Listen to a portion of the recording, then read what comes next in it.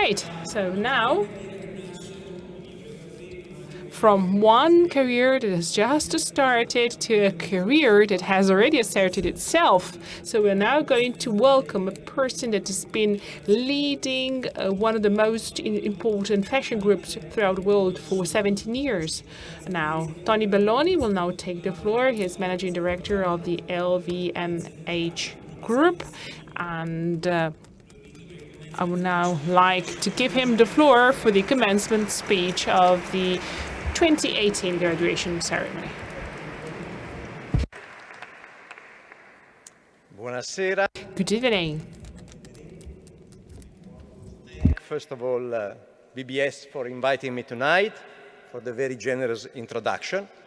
Most important, congratulations to the class of 2018 graduates. It's your big day, that of your friends and families. For me, it is really an honor to address you all tonight. I don't really have the credentials because I never came even close to earning a master's degree. But since somebody had the guts of picking me as a speaker, the best contribution I can give is to really draw from my 40 years of work experience. Before I get going, I will say something that I am very envious, because I would do it all over again. Whatever interest, field of work you will pick, you will be at the core of exciting changes in society, technology, culture. More than that, thanks to your first-rate education, you will be able to make a difference in what happens around you. So with that in mind, a few considerations for you. First of all, and it's interesting that it has been mentioned by Professor Gino and also by Valeria, be really true to yourself and what is important to you. It's the only way to put your heart and passion in what you do and to do it well. As important, it's a critical ingredient to enjoy the journey, which has great days and some less good ones. By the way, as a marketer, I can tell you that contrarians make great marketers because they are wired to think in a different way. Authenticity is definitely a great trait of leaders. There are many different ways to be one. Margaret Thatcher, the Iron Lady, and Mahatma Gandhi, very popular tonight, did not exactly have the same style. But each of them was a great leader. So pretending to be a sweetheart, but then revealing the inner bastard in you does not build any trust or following. Be yourself.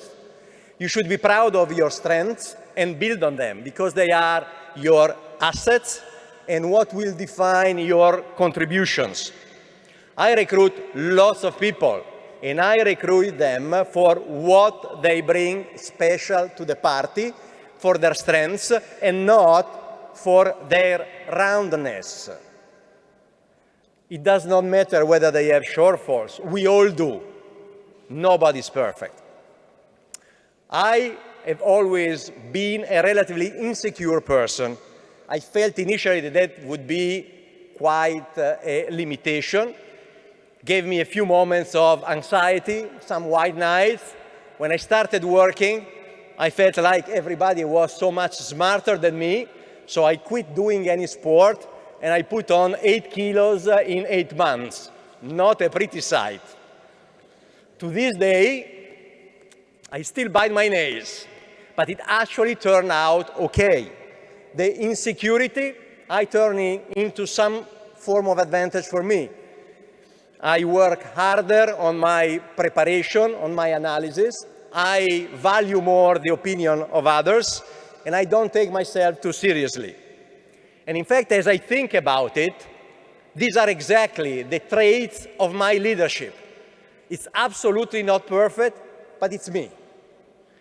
Funny enough, the Financial Times recently dedicated an article to insecure overachievers.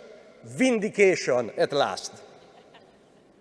Second key thought, you should really look forward to a life of continuous learning. Your group is a perfect example because at different stages of your life and career, you decided to take on master courses. But it will not end here. Your education positions you exceptionally well for a world where change is accelerating. Listen to the futurist Alvin Toffler.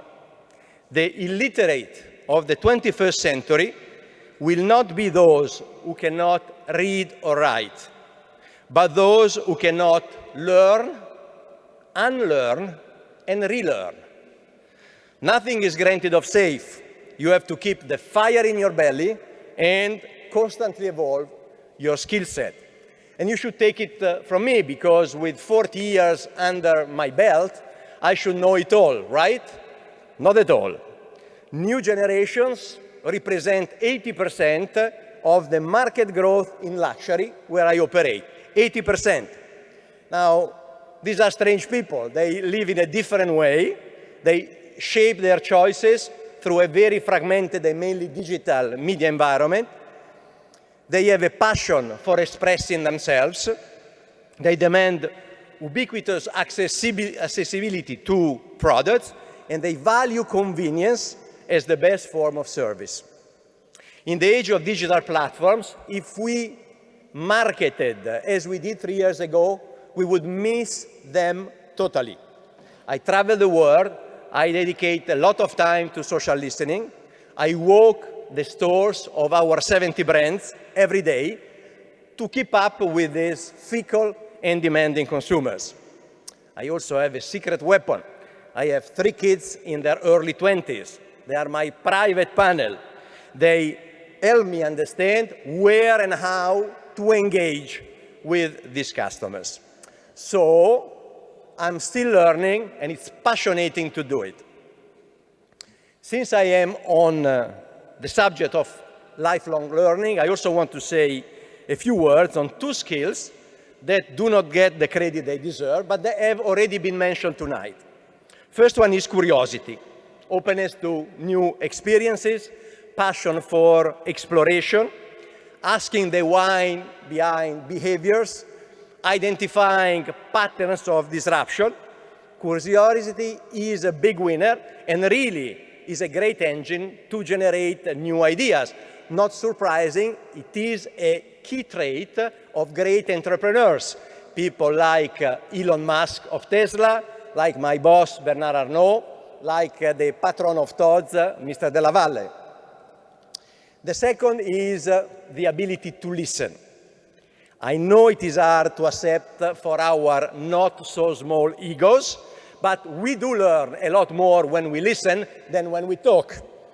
Active listening is looking for what is new, smart, interesting in what is being said, rather than focusing on the flaws.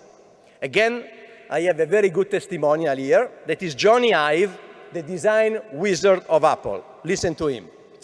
What we found is that often the very best ideas come from the quietest voice. And if you are not paying attention, you are going to miss it. So well said. It's a good lead to my next point. Whatever the path in front of you and that you will be picking, it will be a formidable adventure amid human beings. Not much is achieved by individuals in isolation. Collective intelligence and diversity of talents combine for exponential power. Sport teams, musical ensembles, and certain business entities are great demonstration of well-orchestrated human collaboration. The industrial districts in Italy are a very good example of a virtuous circle of competencies, people combining for great result. And I think Bologna has something to show on that front. You will meet incredible people along the way.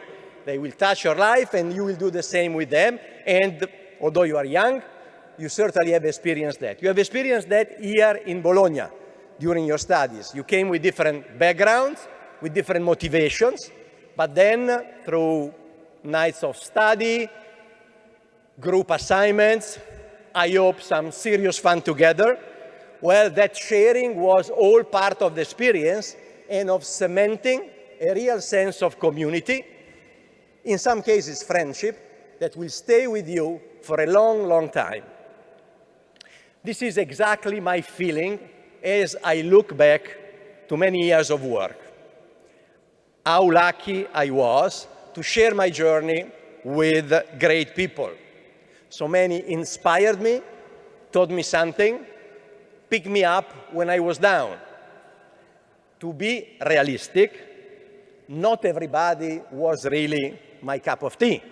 But finding a way to build a productive relationship, even with these people, and tapping into their talents, that was so important, very important. I'm an optimist, and therefore my memories tend to focus on great moments. A heroic night of work with friends at the office, a trip to Mongolia to find the finest cashmere for Loro Piana, the day when Sephora achieved global leadership in prestige beauty, spending 15 hours in a room with one of our top talents to retain him, which I did, or launching Dancing with Rihanna, her beauty line in New York last September. But life is also made of tough days. And, you know, with over 150,000 people around the world, we have our share. Last September, Hurricane Irma destroyed our hotel in St. Barth, so we had to evacuate 300 people overnight. Just 2 weeks later, the fires in the Napa Valley burned down some of our vineyards and left many of our people without their home. We even had the tragedy of losing a colleague from Sephora in the gunfires in the concert in Las Vegas. More recently, we had to withdraw from the market a defective product with obviously a huge cost and a major reputational risk.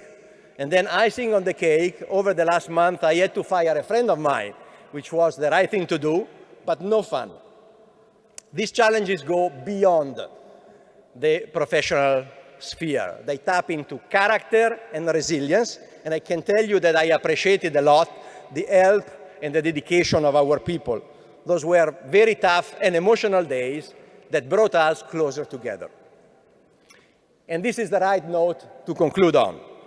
I have one last quote from Professor Jeffrey Arnett, who appears to know you quite well, because he says, despite their narcissistic passion for selfies, new generations are an exceptionally generous breed that hold great promises for the world. My wish is that you prove him right, that you engage life, people, opportunities, problems with that generosity alongside your drive and your great abilities, and that you can combine your dreams, your personal rewards and success with a contribution to the greater good of society. That will be truly awesome. Thank you, e in bocca al lupo.